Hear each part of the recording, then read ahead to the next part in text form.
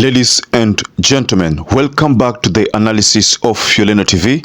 I hope you're well from wherever you're watching this channel. Now let me take you to the situation that is taking place in Nairobi CBD. Right now, from the videos that have surfaced, it's alleged that most of the businesses were not opened.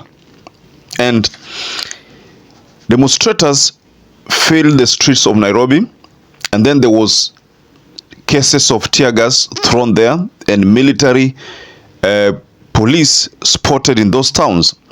There's also a separate case here of Kitengela,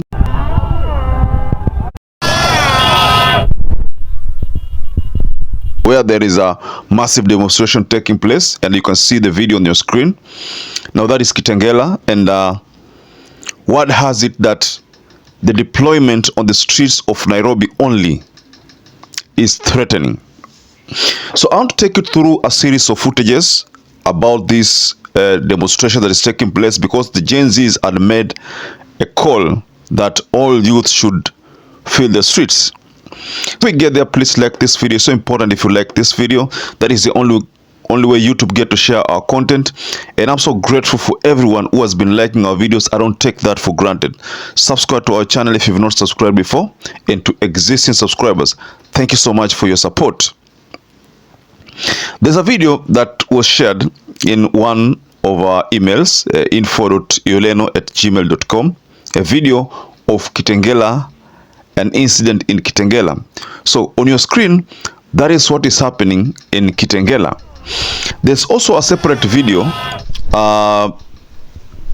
of, again, Nairobi CBD, whereby demonstrators had to meet police who were hell-bent in throwing tear gas at them. Also, there's a separate video, but this time round it's not in Nairobi, but in Kericho town, where goons were spotted carrying rungus. And then there is a separate picture somewhere. There's a police land cruiser, and the same goons seems to be talking to the police.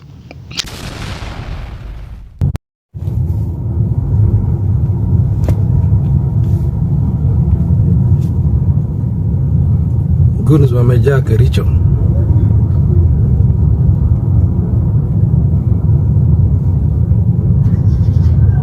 This Kericho town with goons. Hired goons.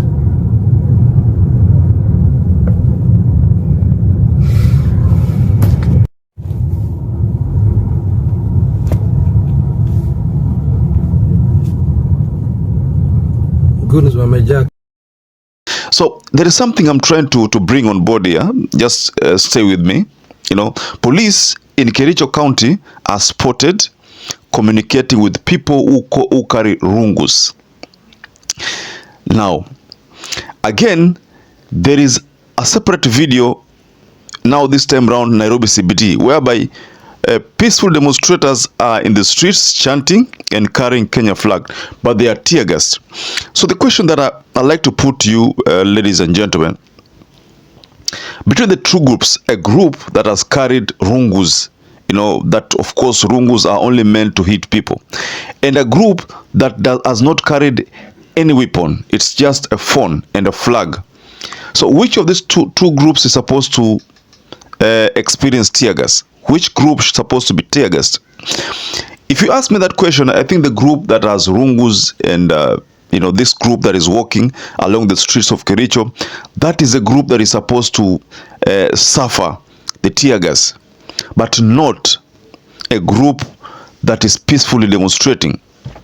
So just like I was telling you, the businesses along Nairobi streets, Nairobi CBD, have literally been closed. That is enough indications that most businesses are fearing.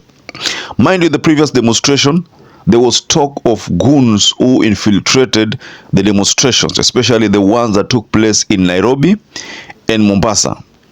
Now, this is a strategy that some politicians have embarked on to try to make these demonstrations look violent, so that at the end of the day, some of these people can be arrested, and then when they are arrested, what happens is that they will be prosecuted and charged for looting and the like.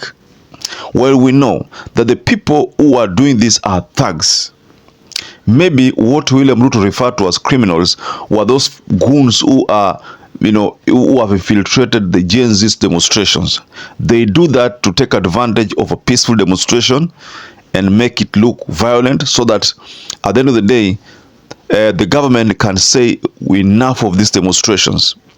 So these are some of the things which you can say as far as the demonstrations of Kenya, the ones that we've seen lately. There is something I managed to collect from the videos I received of a separate person who was being interviewed, and alikuwa amebeba wale wanaonekana ni kama wanyama gani wale, maybe hebu angalia mwenyewe. Yes, that is a person. Look at the 3 birds who are with him, and it's a lead from it's actually from the video. You can comfortably say that these birds maybe, could you say that these are eagle? They look like eagle. Personally, I think they are eagle. So the 3 eagles on the shoulder na mmoja kwa kichwa, so they are comfortable with this person, and the scene is a bit strange, but that's what was experienced in the CBD, Nairobi CBD, part of the peaceful protest.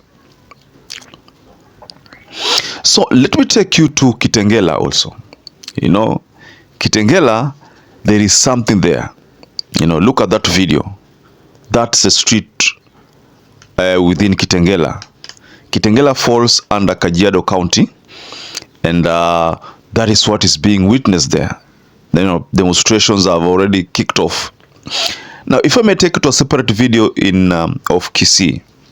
In Kisii, demonstrators decided to issue a statement. Very bold statement. Let me remind you that the demonstrations of 16th July 2024 is all about the deaths that took place. So what Kisii residents were talking about is that they were asking a very important question, that if Rex Masai was murdered, and the footages or the video of the murderers has been surfacing, but how comes the murderers have not been arrested? But the person who was responsible for the dam, the quarry mines or quarry dam site, throwing bodies there, was hurriedly arrested. In fact, a day before the date for peaceful demonstration. How comes the person whereby pictures are circulating has not been apprehended? It's a very interesting question, but that is what the Kisii residents asked. So also similar scenes were seen in Migori. Migori also, Migori wa Angushi. When it comes to demonstration, they're always the first people to heed the call.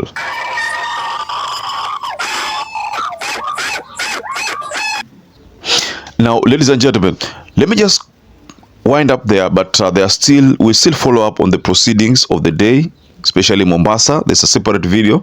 I'll show you about the demonstrations of Mombasa. There is a video that I've seen, and I have my colleague on the ground doing some live coverage. So I'm going to share some of those videos in a short while. So, ladies and gentlemen, perhaps if you're watching this video and you've not subscribed, take 1 second and subscribe, like this video. Until you catch up again, stay safe and stay blessed.